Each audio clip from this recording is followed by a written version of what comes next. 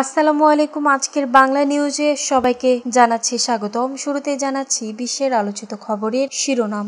ফিলিস্তিনের গাজা ভূখণ্ডে ভয়াবহ যুদ্ধ, দুর্ভিক্ষ ও মানবিক বিপর্যয়ের মধ্যে প্রতিদিন 10 ঘণ্টার কৌশলগত যুদ্ধবিরতি ঘোষণা করেছে ইসরায়েল। মার্কিন প্রেসিডেন্ট ডোনাল্ড ট্রাম্পের মধ্যস্থতার পরও থাইল্যান্ড ও কম্বোডিয়া সীমান্ত সংঘাত নিয়ে গোলাগুলি অব্যাহত রয়েছে। ফিলিস্তিনের অবরুদ্ধ গাজা উপত্যকা জুড়ে দখলদার ইসরায়েলি বাহিনীর হামলা আরও তীব্র হয়েছে ভোর থেকে। ইসরায়েলি হামলায় 43 জন নিহত, অনাহারে আরও 6 মৃত্যু। ইতালি থেকে গাজামুখী মানবিক সহায়তা নিয়ে যাত্রা করা হান্দালা নামের একটি জাহাজে হামলা চালিয়েছে ইসরায়েলি সেনাবাহিনী। 21 আরোহীর খোঁজ নেই।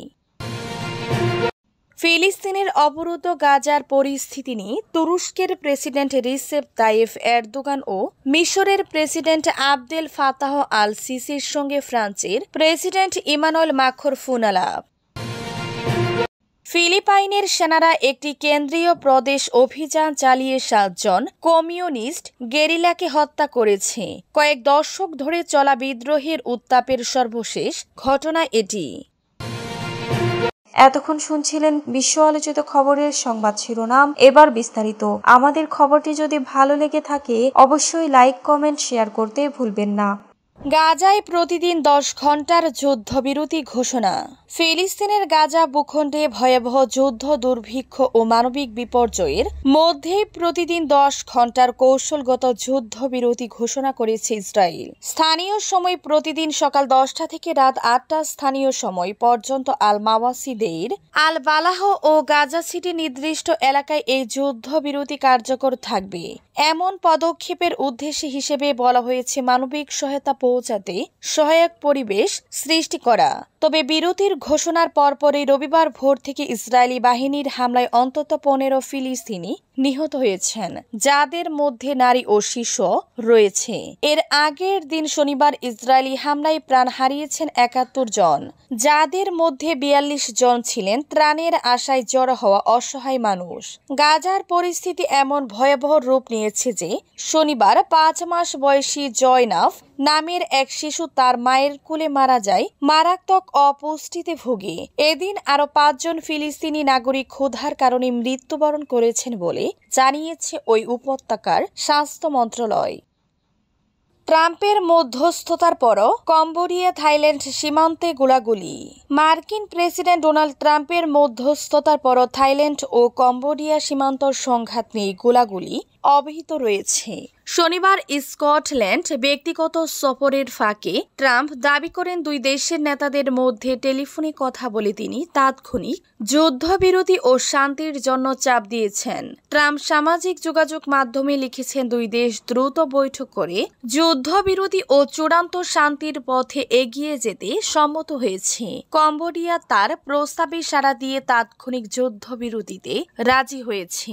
দেশটির প্রধানমন্ত্রী হুন মানেত জানান, ট্রাম্পের হস্তক্ষেপ বহু সেনা ও বেসামরিক মানুষের জীবন বাঁচাতে সাহায্য করবে। অন্যদিকে থাইল্যান্ডের ভারপ্রাপ্ত প্রধানমন্ত্রী ফুমথাম ওয়ে চায়াচায় ট্রাম্পকে ধন্যবাদ জানিয়ে যুদ্ধবিরতির নীতিগত সমর্থন দিয়েছেন। তবে তিনি বলেন, কম্বোডিয়ার আন্তরিকতা দেখতে হবে, আলোচনার মাধ্যমে সমাধান আসতে হবে। তবে দুই দেশের ইতিবাচক প্রতিক্রিয়ার পরও শনিবার রাতভর সীমান্তে গোলাগুলি হয়েছে। 24 জুলাই থেকে শুরু হওয়া সংঘাতে এ পর্যন্ত কমপক্ষে 33 জন সেনা ও বেসামরিক মানুষ নিহত হয়েছেন, হাজারো মানুষ বাস্তুচ্যুত হয়েছে। এই সংঘাতের মধ্যে যদি আগে থেকে সমঝোতা না হয় তাহলে আগামী 1 আগস্ট থেকে কম্বোডিয়া ও থাইল্যান্ড থেকে আমদানিকৃত পণ্যের উপর যুক্তরাষ্ট্র 34% শুল্ক আরোপ করতে যাচ্ছে।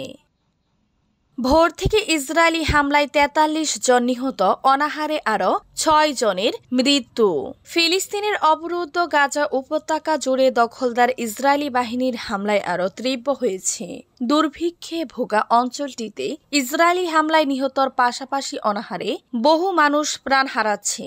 হাসপাতাল সূত্রের বরাতে আল জাজিরা জানিয়েছে, রোববার 27 জুলাই ভোর থেকে ইসরায়েলি হামলায় 43 জন নিহত হয়েছেন। তাদের মধ্যে 29 জন সাহায্যের জন্য ত্রাণ কেন্দ্রে অপেক্ষা করছিলেন। একই সঙ্গে গাজার স্বাস্থ্য মন্ত্রণালয় গত 24 ঘন্টায় দুর্ভিক্ষ ও অপুষ্টির কারণে আরও 6 জনের মৃত্যুর ঘটনা রেকর্ড করেছে। এদের মধ্যে 2 জন শিশু রয়েছে। এর ফলে অনাহারে মৃত্যুর মোট সংখ্যা 133 জনে দাঁড়ালো, যার মধ্যে 87 জন শিশু। ইসরায়েল এবং মার্কিন সমর্থিত গাজা হিউম্যানিটেরিয়ান ফাউন্ডেশন জিএইচএফ পরিচালিত ত্রাণ কেন্দ্রের কাছে বা সেখানে প্রায় প্রতিদিনই হত্যার খবর পাওয়া যাচ্ছে। গাজার পথে মানবিক জাহাজ হান্দালাতেও ইসরায়েলি হামলা 21 আরোহীর খোঁজ নেই। ইতালি থেকে গাজামুখী মানবিক সহায়তা নিয়ে যাত্রা করা হান্দালা নামের একটি জাহাজে শনিবার 26 জুলাই রাতে হামলা চালিয়েছে ইসরায়েলি সেনাবাহিনী। জাহাজটিতে যখন 21 জন আরোহী ছিলেন, যাদের মধ্যে আইন প্রণেতা, চিকিৎসক ও স্বেচ্ছাসেবকের মতো বেসামরিক নাগরিকরা ছিলেন। হামলার মুহূর্তটি সরকারি সম্প্রচারে লাইভ স্ট্রিমে দেখা যায়। সেখানে দেখা যায় ইসরায়েলি সেনারা জাহাজে উঠে যাত্রীদের হাত উঁচু করতে বলছে। কিছুক্ষণ পরে সম্প্রচারটি হঠাৎ বন্ধ হয়ে যায়। এরপর থেকে আরোহীদের অবস্থানে অনিশ্চয়তা দেখা দিয়েছে। হান্দালা আটক, এমন ঘোষণা দেয় জাহাজ পরিচালনাকারী সংস্থা ফ্রিডম ফ্লোটিলা কোয়ালিশন। তারা তুরস্ক ভিত্তিক সংবাদ মাধ্যম আনাদোলোকে বিষয়টি নিশ্চিত করে। অন্যদিকে ইসরায়েলি পররাষ্ট্র মন্ত্রণালয়ের বিবৃতিতে দাবি করা হয়, নৌবাহিনী এখন জাহাজটির নিয়ন্ত্রণে রয়েছে এবং এটি নিরাপদে ইসরায়েলের উপকূলে আনা হচ্ছে। গাজা ইস্যুতে এরদোগান ও সিসির সঙ্গে মাখর ফোনালাপ। ফিলিস্তিনের অবরুদ্ধ গাজার পরিস্থিতি নিয়ে তুরস্কের প্রেসিডেন্ট রিসেপ তাইফ এরদোগান ও মিশরের প্রেসিডেন্ট আবদেল ফাতাহ আল সিসির সঙ্গে আলোচনা করেছেন ফ্রান্সের প্রেসিডেন্ট ইমানুয়েল মাখো। এক প্রতিবেদনে রোববার 27 জুলাই এ তথ্য জানিয়েছে সংবাদ মাধ্যম আল জাজিরা। আলোচনার বিষয়ে মাখো জানান, তিনি আগামী সপ্তাহে নিউ ইয়র্কে ইসরায়েল ফিলিস্তিনি সংঘাতের দ্বিরাষ্ট্র সমাধানের বিষয়ে ফ্রান্সের যৌথ আয়োজক সম্মেলন সম্পর্কে কথা বলেছেন। ফরাসি প্রেসিডেন্ট এরদোগানের সঙ্গে ফোনালাপ সম্পর্কে সামাজিক যোগাযোগ মাধ্যমে লিখেন, ইসরায়েলি ও ফিলিস্তিনদের জন্য শান্তি ও নিরাপত্তা নিশ্চিত করার জন্য সবকিছু করতে হবে। পরে এলো সিসির সঙ্গে ফোনালাপের বিষয়ে বলেন, আমরা মেনে নিতে পারি না যে বিপুল সংখ্যক শিশু সহ মানুষ ক্ষুধায় মারা যাচ্ছে। বর্তমানে ফিলিস্তিনি রাষ্ট্রকে স্বীকৃতি দিচ্ছে বা স্বীকৃতি দেওয়ার পরিকল্পনা করছে। 7 কমিউনিস্ট গেরিলাকে হত্যা করেছে ফিলিপাইনের সেনারা রোববার 27 জুলাই একটি কেন্দ্রীয় প্রদেশে অভিযান চালিয়ে 7 জন কমিউনিস্ট গেরিলাকে হত্যা করেছে। কয়েক দশক ধরে চলা বিদ্রোহের উত্তাপের সর্বশেষ ঘটনা এটি। প্রদেশে এক সংঘর্ষে সেনাবাহিনী 2 জন নিউ পিপলস আর্মি গেরিলাকে হত্যা করে। এরই ধারাবাহিকতায় আজ ভোরে উশন শহরের পর্সাদা অঞ্চলে পালিয়ে যাওয়া বিদ্রোহীদের সঙ্গে ফের সংঘর্ষ হয়। দেশটির সেনাবাহিনী জানিয়েছে